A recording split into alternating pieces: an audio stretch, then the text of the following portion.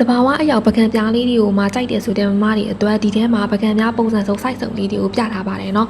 ဒီဘက်ကဟာလေးကတော့ဒါ10လက်မ site လေးပေါ့เนาะမမတို့နေ့စဉ်စားတဲ့ကျွေးပကံပြား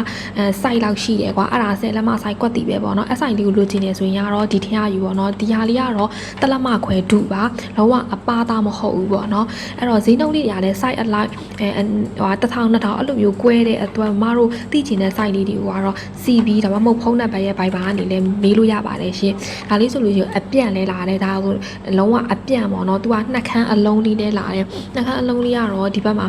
လူမျိုးပုံစံလေးရှိတယ်ဒါလေးဆိုရင်ကတော့ကိုလက်မဆိုင်လေးတွေအဲ့တော့မမတို့ကိုက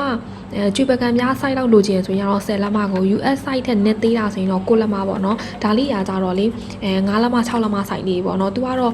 အရန်ဟိထည့်စားတဲ့ site လေးပြီးရင်စွန့်တော်တင်တဲ့ site လေးတွေပေါ့နော်အဲ့တော့မမတို့ဒီဟာလေးတွေယူမယ်ဆိုရင်တော့အချက်တစ်မျိုးကို30 50လောက်ထိရှိသေးတယ်ကွာအဲ့တော့အများကြီးလည်းမှာလို့ရပါတယ်ရှင်ဒီအပေါ်ကတော့ဆူရှီပကံပြားလေးတွေလည်းအများကြီးကျန်ပါသေးတယ်ရှင်ဒီအောက်မှာဆိုလို့ရှိရင်ကိုရီးယားနန်းနကားတွေမှာစေးတောက်တဲ့ပကံလုံးပုံစံလေးတွေလည်းအနှဲငယ်ကျန်သေးရယ်เนาะအဲ့တော့ဒါလေးတွေလည်းအားပေးလို့ရပါတယ်တတား